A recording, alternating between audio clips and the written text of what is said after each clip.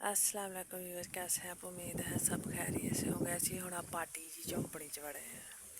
ਇਹਦੇ ਉੱਤੇ ਕਲੀਨ ਪਾਇਆ ਸੀ ਇੱਕ ਵੱਡਾ ਸਾਰਾ ਸਾਡੇ ਕੋਲ ਹੈ ਸੀ, ਤੇ ਉਹ ਕਲੀਨ ਜਿਹੜਾ ਅਸੀਂ ਇਹਦੇ ਤੋਂ ਲਾਹ ਕੇ ਤੇ ਉਹ ਉੱਥੇ ਗੰਨਿਆਂ ਦੇ ਉੱਤੇ ਪਾ ਦਿੱਤਾ। ਸਰਦੀਆਂ ਸੀਗੀਆਂ ਤੇ ਵਿਚਾਰੇ ਵੇਲਣੇ ਵਾਲੇ ਜਿਹੜੇ ਉਹਨਾਂ ਕੋਲੋਂ ਫਿਰ ਗੰਨੇ ਜਿਹੜੇ ਠੰਡੇ ਬਰਫ਼ ਹੋਏ ਹੁੰਦੇ ਸੀ, ਹੱਥ ਨਹੀਂ ਸੀ ਲੱਗਦੇ, ਸੁੰਨ ਹੋ ਜਾਂਦੇ ਸੀ ਹੱਥ।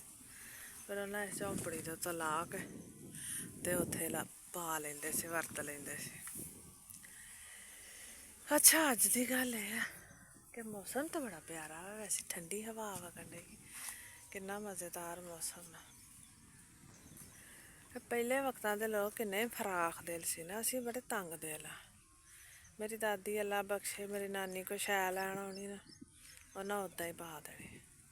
ਉਹਨਾਂ ਨੇ ਪੁੱਛਣਾ ਤੇਰੇ ਕੋਲ ਪੈਸੇ ਹੈ ਨਹੀਂ ਹੈ, ਉੱਦਾਂ ਹੀ ਦੇ ਦਿੰਦੇ ਸੀ, ਭਾਂਡੇ 'ਚ ਪਾ ਦਿੰਦੇ। ਜੇ ਕਿਸੇ ਨੇ ਪਾਈਆ ਕਹਿਣਾ ਤਾਂ ਅੱਧਾ ਕਿਲੋ ਪਾ ਦੇਣੀ, ਆਖਣਾ ਜਿਹੜੀ ਇਹ ਸੀਸ ਦਊ ਨਾ ਉਹਦੇ ਨਾਲ ਸਾਨੂੰ ਰੱਬ ਨੇ 5 ਕਿਲੋ ਦੇ ਦੇਣਾ। ਤੇ ਅਸੀਂ ਵੀ ਵੇਖਣਾ, ਅਸੀਂ ਕਹਿਣਾ ਕਿੰਨਾ ਆਰਾਮ ਦੇ ਨਾਲ ਜਿਹੜੀ ਮਰਜ਼ੀ ਸ਼ੈ ਦੇ ਦਿੰਦੇ, ਕਿ ਤੁਹਾਨੂੰ ਤੁਸੀਂ ਨਹੀਂ ਵਰਤਣੇ। ਖੁੱਲ੍ਹੇ ਦੁੱਧ ਹੁੰਦੇ ਸੀ ਘਰਾਂ 'ਚ, ਮੱਝਾਂ ਗਾਵਾਂ ਹੁੰਦੀਆਂ ਸੀ, ਮਾਈਆਂ ਰੜਕਦੀਆਂ ਸੀਗੀਆਂ। ਹੁਣ ਤਾਂ ਸਾਡੇ ਕੋਲ ਹੁੰਦਾ ਹੀ ਕੱਖ ਨਹੀਂ ਗਾ।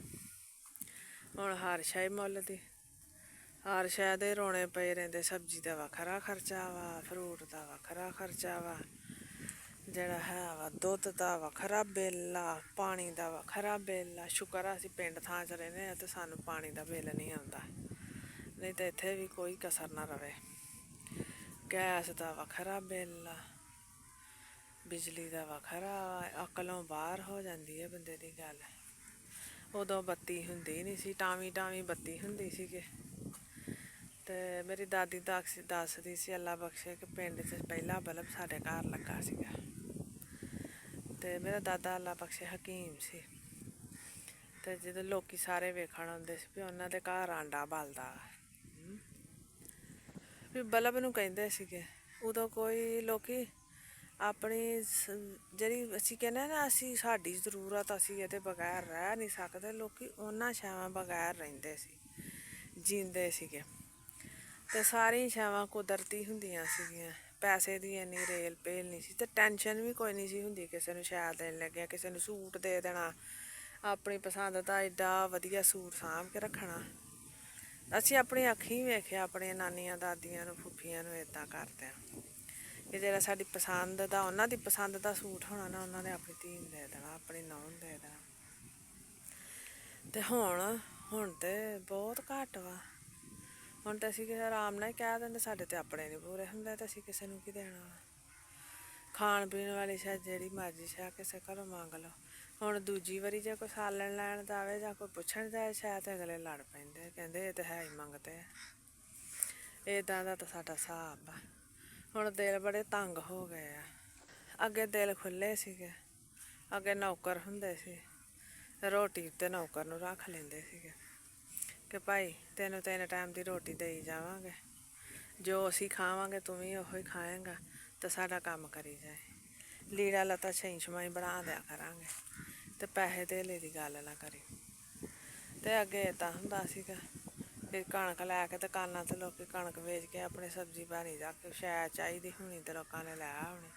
ਹੁਣ ਵੀ ਕਿਤੇ ਕਿਤੇ ਵੇਖਣ 'ਚ ਆਉਂਦਾ ਵਾ ਪਿੰਡਾਂ ਥਾਵਾਂ 'ਚ ਕਿ ਲੋਕ ਗੰਦਮ ਲੈ ਜਾਂਦੇ ਆ ਕੌਲਾ ਭਰ ਕੇ, ਉਹ ਦੁਕਾਨ ਤੇ ਦੇਖ ਕੋਈ ਸ਼ੈ ਚਾਹੀਦੀ ਹੋਵੇ ਤਾਂ ਲੈ ਆਉਂਦੀ।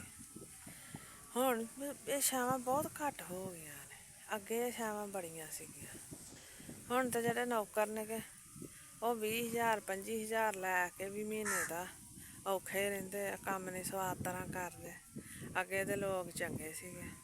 ਸਾਡੇ ਨਾਨੇ ਨੇ ਅੱਲਾ ਬਖਸ਼ੇ ਨੌਕਰ ਰੱਖਿਆ ਸੀ, ਪਿੰਡ ਦਾ ਹੀ ਸੀਗਾ, ਉਹ ਕੁਵਾਰਾ ਸੀਗਾ, ਉਹਨੇ ਵਿਆਹ ਨਹੀਂ ਕਰਾਇਆ। ਤੇ ਜਿਹੜਾ ਹੈ ਉਹਨੂੰ ਛਈ ਛਮਾਈ ਲੀੜਾ ਲੱਤਾ ਦੇ ਦਿੰਦੇ ਸੀਗੇ, ਰੋਟੀ ਪਾਣੀ 3 ਟਾਈਮ ਦਿੰਦੇ ਸੀ, ਦੁੱਧ ਚਾਹ ਜੋ ਚਾਹੀਦਾ ਸੀਗਾ ਉਹਨੂੰ ਸਭ ਕੁਝ, ਜੋ ਆਪ ਖਾਂਦੇ ਸੀ ਉਹਨੂੰ ਦਿੰਦੇ ਸੀਗੇ। ਤੇ ਉਹ ਰਹਿੰਦਾ ਵੀ ਉਹਨਾਂ ਦੇ ਘਰ ਸੀਗਾ, ਭੈਣਾਂ ਭਰਾਵਾਂ ਤਰ੍ਹਾਂ ਜਿੱਦਾਂ ਉਹ ਰਹਿੰਦੇ ਸੀ। ਹੁਣ ਤਾਂ ਕੋਈ ਹਾਲ ਹੀ ਨਹੀਂ ਹੈ।